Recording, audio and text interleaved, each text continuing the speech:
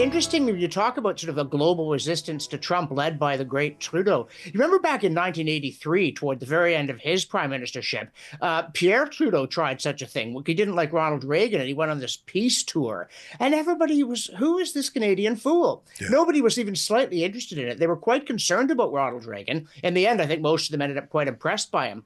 And again, you look at Donald Trump, the man isn't even inaugurated yet, and look what happened in Syria. Obviously, the fact that Trump is prone to taking drastic and sudden action gets people's attention. He is a bit unpredictable. You don't always know if he meant it, but he certainly has the capacity to act decisively and not to be cowed by people saying, oh, but Mr. Trump, that's not how it's normally done. And again, Trudeau, I think, is out of his depth here. As you know, when I was thinking, does he think he can win a fight with Donald Trump? I don't think he thinks it through that far. He's just not that, doesn't have that kind of mind. But he really, if that's what he's going to do, then the sooner he takes that walk in the snow, the better. We've got snow, go walk in it. Because, I mean, his party is obviously rock bottom in the polls. Trump's not popular in Canada. Yeah, well, I know somebody else who isn't popular in Canada. But again, Justin Trudeau is very, very focused on Justin Trudeau. Extraordinarily high opinion of himself based on we know not what. And so it's very hard for him to recognize when he is not master of a situation. He doesn't like it, and he doesn't react well to it. And again, not only his reaction to the joke about the 51st state, but the whole Canadian chattering class, the whole political culture. Nobody could laugh. Nobody could look at it and say, okay, yeah, we're not joining the United States. For one thing, they wouldn't take us because they'd get, they wouldn't get one state. They'd get 6 or 10, and they'd all be Democrat except maybe Alberta.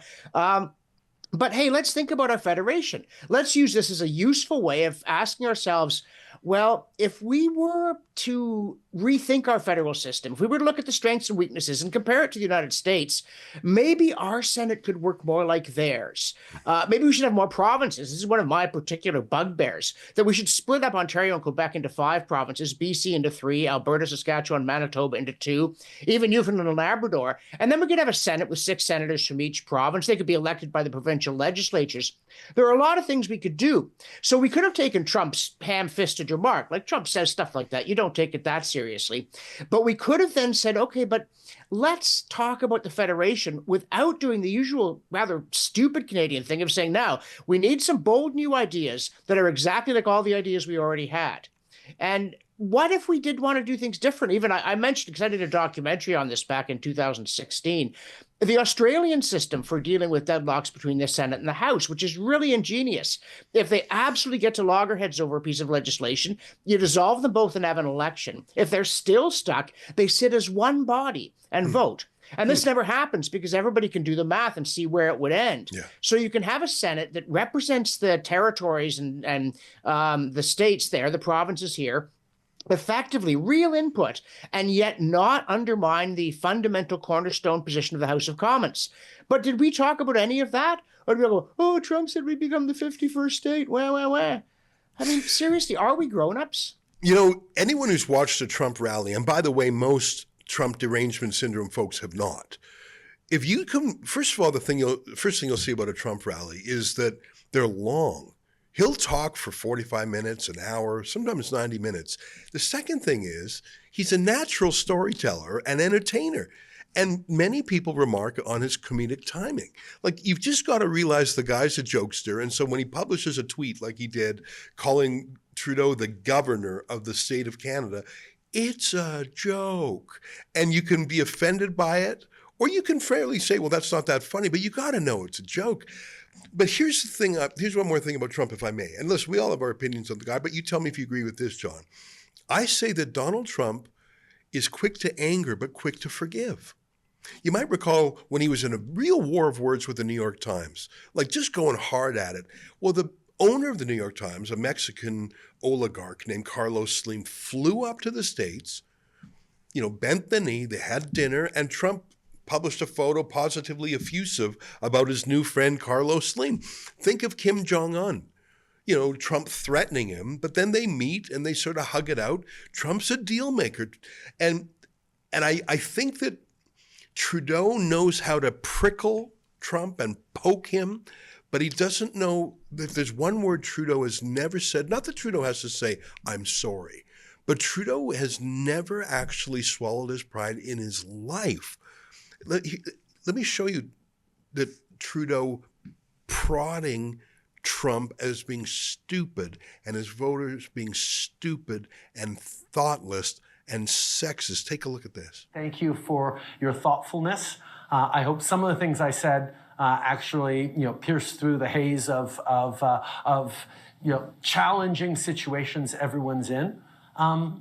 Canadians are fundamentally thoughtful about the kind of future we want, the kind of solutions we're going to put forward to improve our communities, to improve our neighborhoods, to build a better set of opportunities for our kids. And every election is about that as we approach what will be an election year next year. And my only request for everyone is to be really thoughtful and go into the choices you make with eyes wide open. I think there's a number of folks in different countries, and I won't point out any particular one, where folks are going to be wondering about the choice they may be made in elections. Let's not be that kind of country in Canada. Let's be deliberate about the choices we make. If we want to stop fighting climate change, if we want to re-legalize assault-style weapons, if we want to put back into question women's rights, if we want to scrap $10 a day childcare across the country and stop delivering free dental care to vulnerable seniors, then in a democracy, that's a choice people can make. Get rid of the CBC too. That's a choice people can make. But let's take on the responsibility as electors, as thoughtful agents of change in our communities, to be smart about, no matter how much we want change, let's not fall into an easy trap of voting for change for the worse. Canadians deserve better, and I know they're going to pick it. So Trudeau's good at angering Trump, and Trump's people will be furious with that. Is Trudeau good at making up after a fight? John, can you tell me a single person that Trudeau has fought with that he has ever then reconciled with? And I'm not talking about an absolute groveling apology, although Trudeau makes groveling apologies for Canada all the time. Has Trudeau ever, not even bent the knee, because that implies submission, has he ever had a reconciliation with anyone? I can't think of it.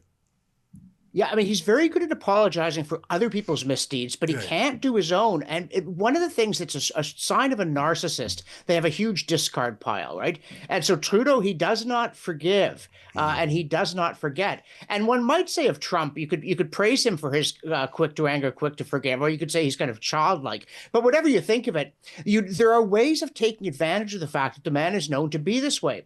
And I want to, by the way, just bring in as another contrast, mentioning Ronald Reagan again. Reagan had this bowl of jelly beans in his cabinet meeting. And if discussions got too heated and people were going to say things that would be hard to take back, Reagan would pass around the jelly beans because he had thought this through. And he said, it's really hard to be cranky and mad at someone while you're eating a jelly bean. And so Reagan was, somebody else called Reagan the most warmly ruthless man they'd ever met. So he knew how to make tough decisions and he knew how to deal with people who weren't getting the job done. But there was no malice in Reagan, or very little. And in Trudeau, there's a lot of malice and there's very little self-awareness. And that combination means that you're not good at backing away from things. And incidentally, when he talks about, oh, he's such a feminist and so on, but look what happens when a woman in his cabinet defies him. Under the bus she goes. Strong women do not please Justin Trudeau. And so the insolence of that, or saying, oh, and some people may regret their electoral choices. You know who regrets their electoral choices? Most of the Canadians who voted for the Liberal Party. So to say that with such a remarkable lack of awareness, that kind of cheap shot, this undergraduate seminar quality that Trudeau always seems to have about him. He's not up to the job. The Conservatives warned us about this back in 2015, and it was true, as someone said, and he never will be. He's just, personal growth isn't his thing either. And so we're in a situation with an American president who can be hard to deal with, whose views a lot of people find troubling. We need somebody who's really good, like the way Brian Mulroney was good at handling Ronald Reagan. It's probably one of the things he did best. And I'm not a huge Mulroney fan, but he sure was, in that regard, he had the personal skills to get along fine with Ronald Reagan. Justin Trudeau doesn't get along well with people, as a matter of fact. He's sort of a charismatic figure up there on the stage by himself, but he's not a hail fellow well met. He's not the kind of person who wins the respect of those who have dealings with him over time. And we need somebody in this country who can represent Canada intelligently in dealing with a somewhat problematic and prickly American president. And I just better him than the foreign minister, but it's that's a low bar to clear.